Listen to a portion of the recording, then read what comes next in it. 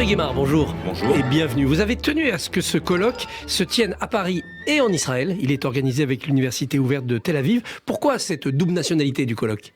Parce qu'il nous semblait que sur ce sujet très important, De Gaulle, Israël et les Juifs, pour reprendre le titre du livre de Raymond Aron de mars 1968, il fallait un regard croisé entre historiens israéliens et historiens français. Donc à Paris, nous traitons aujourd'hui des relations entre De Gaulle et le judaïsme français, et à Tel Aviv, nous traiterons de De Gaulle, la France libre et le mouvement sioniste, et De Gaulle et la Ve République et l'État d'Israël. Alors ce livre de Raymond Aron était une réponse à la fameuse conférence de presse du général de Gaulle le 27 novembre 67, la conférence de presse avec cette fameuse phrase sur le peuple sûr de lui-même et des dominateurs, le peuple d'élite. On se souvient aussi du dessin de Tim qui avait représenté dans l'Express un déporté avec des barbelés, et c'était marqué peuple sûr de lui, d'élite et dominateur. Le déporté avait la main comme Napoléon. Exactement. Voilà. Exactement. Alors, terrible dessin. Est-ce qu'il y a eu un malentendu, ou est-ce que la pensée du général de Gaulle était aussi critique à ce moment-là ?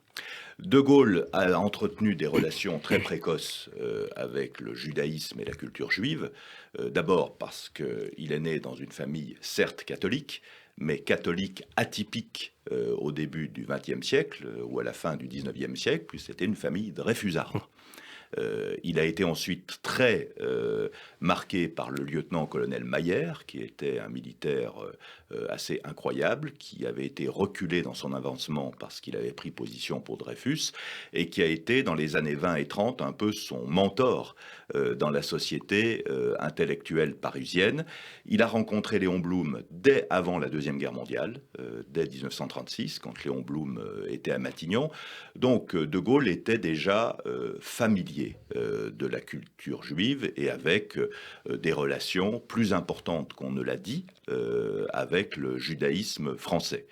1940, c'est évidemment le sursaut de l'honneur et de la lutte contre le totalitarisme. À Londres, un des premiers à le rallier, le très grand juriste d'origine juive, René Cassin, qui d'ailleurs c'est lui qui écrit les relations entre la France libre et la Grande-Bretagne. Il rencontre Albert Cohen à Londres, et la France libre a dès l'été 40 des relations avec l'agence juive, et ensuite il soutiendra le projet sioniste, d'abord parce que les Français libres au Moyen-Orient seront les alliés des sionistes pendant la guerre de 1941 pour chasser Vichy de Liban et de Syrie, et il soutiendra sans embâge la création de l'État d'Israël. Notre ami et notre allié, dira-t-il. Notre ami et notre allié. Ami, c'est rare dans la bouche du général. Il n'a jamais utilisé ami pour un État étranger. Alors, ce qui est vrai, c'est que quand il revient au pouvoir en 1958, il mène une politique d'indépendance nationale. Bon. Donc il rompt un certain type d'alliance avec Israël, notamment des coopérations sur le nucléaire. Voilà. Pourquoi ? Mais pas que avec Israël. Et c'est ce que je voudrais dire, parce que certains disent, mais il est anti-israélien parce qu'il a rompu des relations, notamment dans le domaine nucléaire, avec Israël. Mais au même moment, il rompt des relations avec l'Allemagne et l'Italie, avec qui la 4e République avait également engagé des processus de coopération nucléaire. Tout simplement parce qu'il pense que le nucléaire ne se divise pas. Et que la politique d'indépendance nationale implique que la France reste autonome en matière nucléaire. Donc ça s'est appliqué à Israël, à l'Allemagne et à l'Italie. C'est sa politique d'indépendance nationale.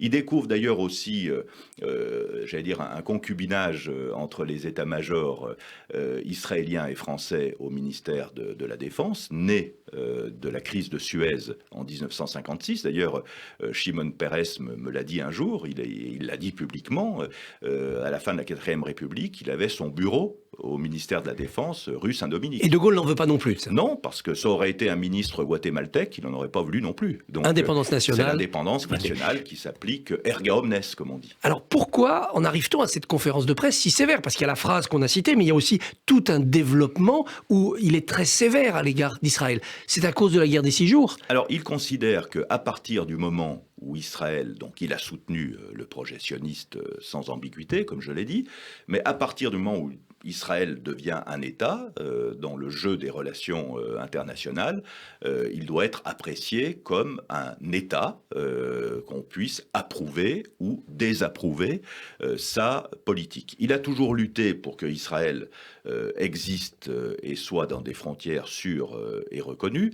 En 67, on est dans un contexte particulier, puisqu'on sent la guerre progresser, enfin l'hypothèse d'une guerre progresser au Moyen-Orient. Il faut lire d'ailleurs le très grand livre de Tom Segev sur la guerre de 67, qui a été traduit de l'hébreu et publié chez Liana Levy il y a quelques années, qui est absolument passionnant. Donc il y a un jeu d'équilibre au bord du gouffre entre Nasser, qui ferme le détroit de Tiran à la navigation, donc Aqaba et Eilat, et c'est surtout Eilat qui est visé, bien sûr, sont coupés. Donc deviennent une sorte de cul-de-sac, puisque le détroit de Tiran est fermé à la navigation, et donc on a une escalade au début de l'année 67. De Gaulle reçoit Abba Eban, il le dit aussi à Ben Gourion, avec qui il a une relation on y reviendra, amicale et fraternelle, je dirais. Il dit « La France soutiendra Israël sans ambiguïté si Israël est attaqué. Si Israël est attaqué, si Israël est l'agresseur, la France ne pourra pas soutenir l'agresseur. » Et De Gaulle avait en tête une sorte de plan de paix qu'il aurait proposé. La France aurait été leader d'une réunion. On peut, et c'est ce dont l'accuse, entre guillemets, Raymond Aron dans son livre, en disant...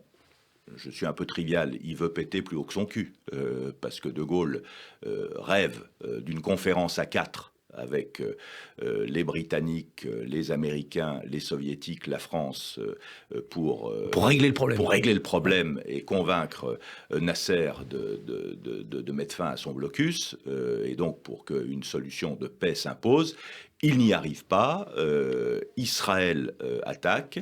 Et comme on le sait, cette guerre des 6 jours est une victoire fulgurante que personne ne prévoyait d'ailleurs, puisque tout le monde pensait qu'Israël était en infériorité militaire face aux Arabes, alors que ce n'est pas le cas. D'ailleurs, les avions français font merveille pendant cette guerre des 6 jours, puisque l'aviation israélienne est clouée au sol, et donc très vite les Israéliens sont maîtres du jeu, rentrent à Jérusalem, occupent le Sinaï et évidemment occupent la Cisjordanie, où les armées jordaniennes sont en déroute. Alors après sa conférence de presse, De Gaulle écrit à Ben Gourion, donc il veut dissiper le trouble. Il y a un vrai lien entre eux. Ah, il y a un vrai lien. On a retrouvé dans les archives de la Fondation De Gaulle, d'ailleurs c'est très émouvant, les mémoires de guerre du général, les 3 volumes traduits en hébreu, un volume bleu, un volume blanc, un volume rouge, avec une dédicace absolument incroyable de Ben Gourion à De Gaulle. Donc il y a un échange de lettres très intéressant que nous publions entre Ben Gourion et De Gaulle pour, après cette phrase qui a créé beaucoup de traumatisme à la fois en France et en Israël, pour rectifier les choses. Et j'ajoute qu'il a eu aussi un dialogue singulier avec le grand rabbin Jacob Kaplan. Il le reçoit en janvier 68. Donc là aussi, il est conscient qu'il y a du trouble et qu'il faut traiter ce problème. Très, très longuement, et il a traité ce problème. Alors, ce qui est vrai aussi, c'est que l'écho de cette phrase qui a beaucoup heurté est sans doute surmultiplié par la question algérienne. Puisque beaucoup de juifs d'Algérie sont rapatriés, étaient contre la politique que le général de Gaulle a menée en Algérie. Donc que ce soit en Israël ou en France, c'est un moment de confrontation. Ça a démultiplié l'écho de cette phrase. Vous parlez de l'Algérie en 1943, quand il rétablit le décret Crémieux, ou plutôt il annule l'annulation de Vichy.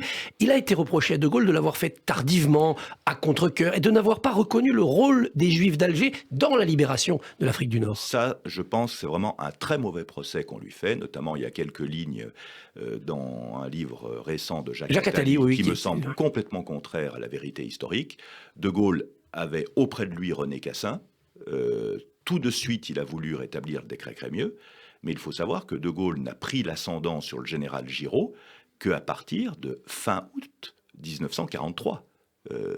Et que le général Giraud et que l'entourage vichiste du général Giraud s'opposait au rétablissement du décret Crémieux.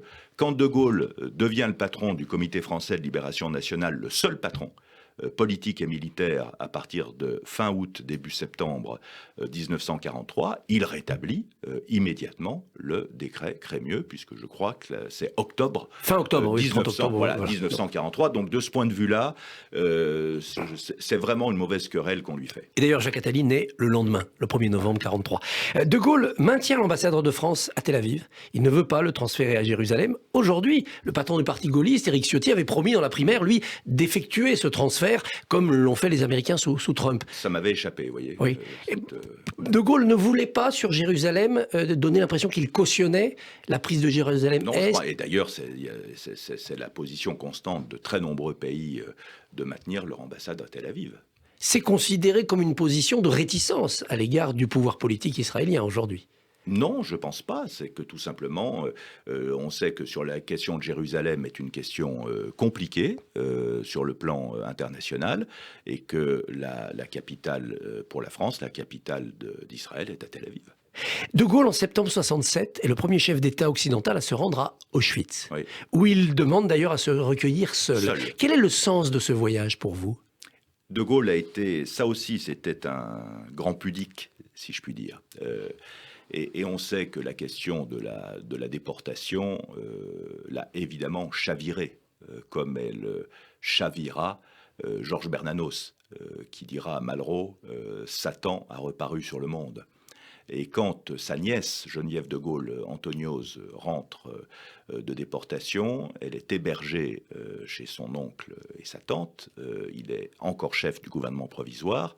Et Geneviève de Gaulle Antoniose racontera, écrira même qu'elle passera de longues soirées en tête-à-tête avec son oncle pour lui expliquer ce qu'elle a vécu et donc le martyre qu'ont vécu les Juifs d'Europe. D'ailleurs, il ira incognito, si tant est qu'il puisse être incognito, sur le quai de la gare de l'Est pour accueillir le retour des déportés.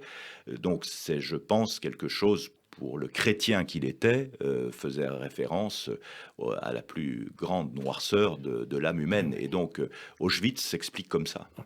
Hervé Guémard, colloque donc aujourd'hui, et puis le 19 et le 20 mars en Israël. Président de la Fondation Charles de Gaulle, merci et bonne journée. Merci.